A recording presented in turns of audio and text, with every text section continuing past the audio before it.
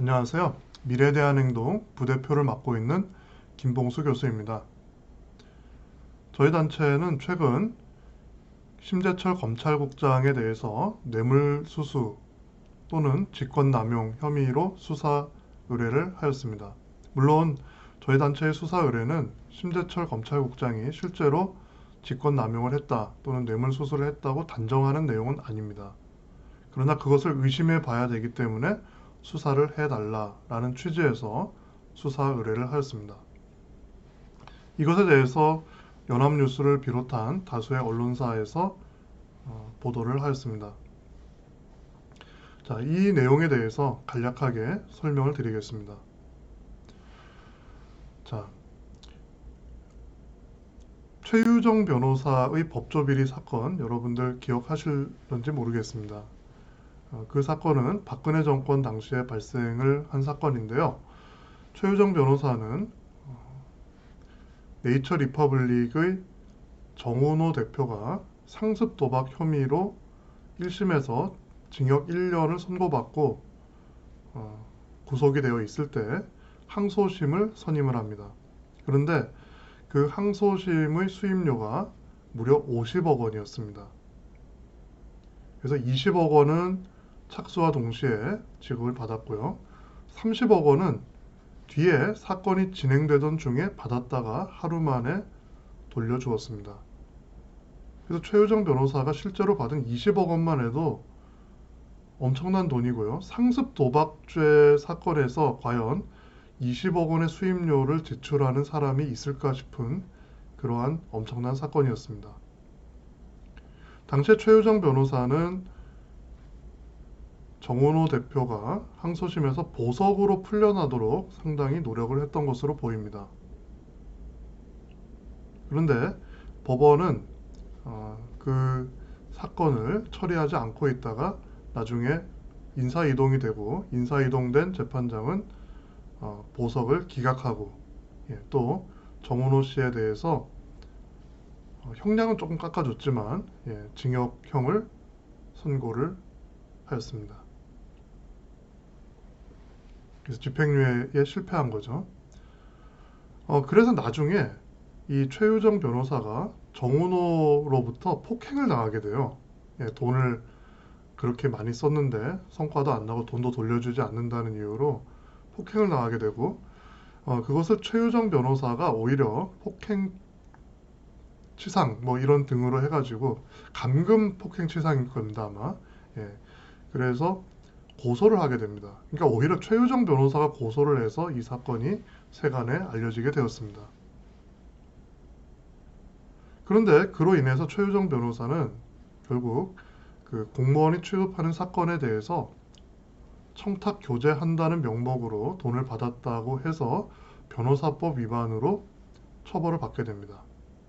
자, 그렇다면 여기서 의문이 들게 되죠. 최유정 변호사가 20억 원을 청탁 교제의 명목으로 수수를 해서 변호사법을 위반했다면 그러면 그 돈을 어디에 썼냐 하는 것이 밝혀져야 됩니다. 그냥 최유정 변호사가 다른 공무원들에게 청탁을 할 생각 없이 그냥 정은호에게 거짓말을 해서 20억 원을 받았다 그러면 그것은 사기죄가 됩니다. 물론 변호사법 위반죄도 함께 성립이 되지만 사기죄가 성립이 되게 됩니다. 그런데 최유정 변호사는 사기죄로 처벌받지 않았습니다. 그냥 변호사법 위반죄로만 처벌이 된 것입니다. 그러면 우리가 분명히 문제를 제기해야 됩니다. 그 사건이 사기가 아니라면 최유정 변호사는 진짜로 청탁 교제하는데 그 돈을 썼을 가능성이 높기 때문입니다. 왜냐하면은 그 20억 원을 쓰지 않고 그러니까 청탁 교제하려고 했지만 뭐 좌절이 돼서 공무원들이 다 거절을 해서 못 쓰고 있었다면 최유정 변호사는 돈을 들고 있었을 것이고요. 정은호 씨가 돈을 돌려달라고 했을 때 돌려줄 수 있었을 겁니다. 그런데 돈을 못 돌려주어서 폭행까지 당하게 된 것이거든요. 그것은 결국 최유정 변호사는 그 돈을 말할 수 없는 곳에 사용했을 가능성이 매우 높은 것입니다.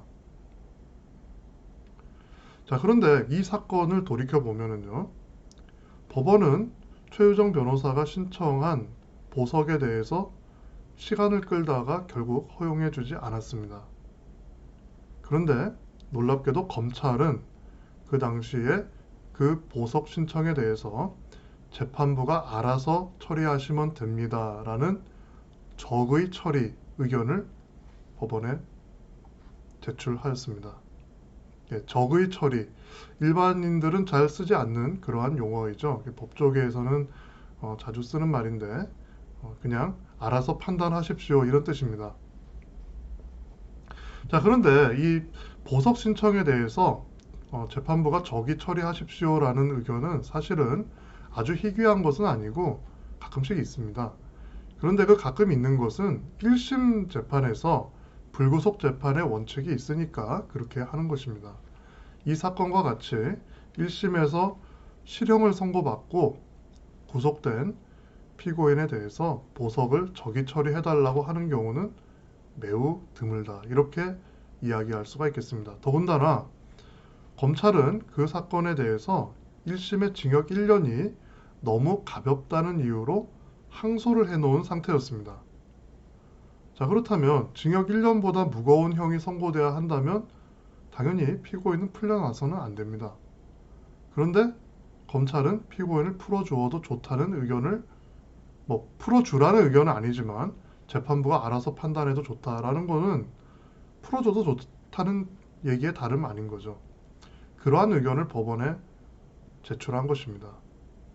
이거는 명백히 모순이 되는 거죠.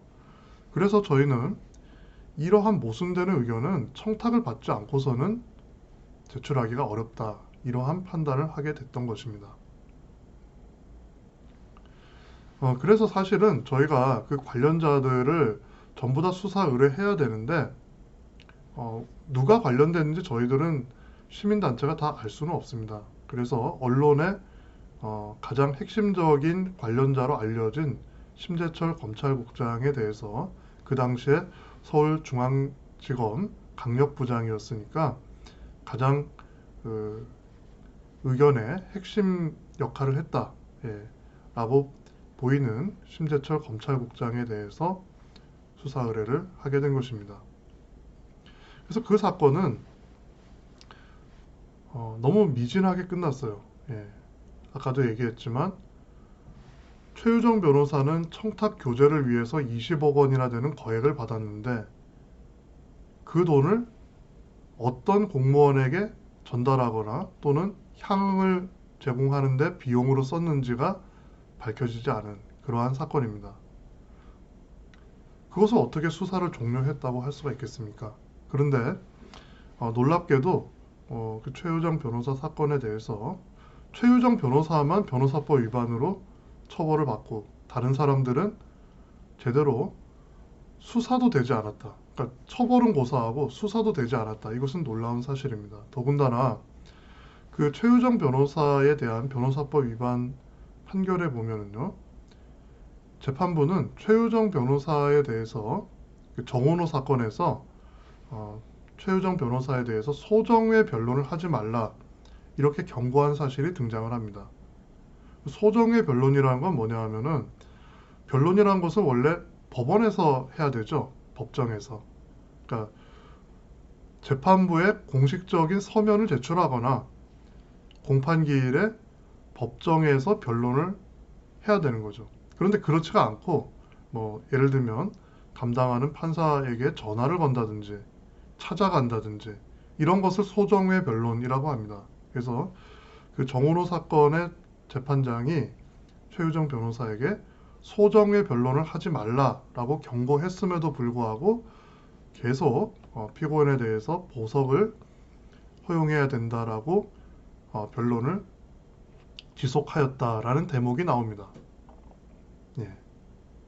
그 얘기는 결국 최유정 변호사는 이 법원의 재판부에 대해서 이런저런 청탁을 하기 위해서 굉장히 노력했다라는 것을 알 수가 있는 거죠. 더군다나 그 재판부 이전에 변경되기 전에 재판부 중에는 그 사건 브로커와 식사를 같이 했다가 스스로 사건을 회피한 사건도 있었습니다. 그건 결국 최유정 변호사가 실제로 청탁을 위해서 움직였다라는 것을 나타내 주는 거죠. 그런데 정작 최유정 변호사의 의도에 부합하는 의견을 내준 검찰에 대해서는 그러한 것이 제대로 조사되지 않았습니다. 그래서 이것은 상당한 문제가 있다라고 보는 것입니다. 그래서 저희 단체는 이 최유정 변호사 법조비리 사건은 이것으로 마무리되어서는 안 되고 추가로 검찰 관계자들에 대해서 로비가 이루어졌는지가 반드시 수사돼야 된다, 이렇게 주장하는 것입니다. 이 사건에 대해서 검찰이 제 식구 감싸기를 하지 말고 제대로 수사를 해서 정말 사실관계를 끝까지 밝혀주기를 희망합니다. 그리고 이 방송을 보시는 여러분들도 검찰에 대해서 감시의 눈을 거두지 마시고요. 또 저희 단체 미래대한 행동에 대해서도 많은 성원 부탁드리겠습니다. 감사합니다.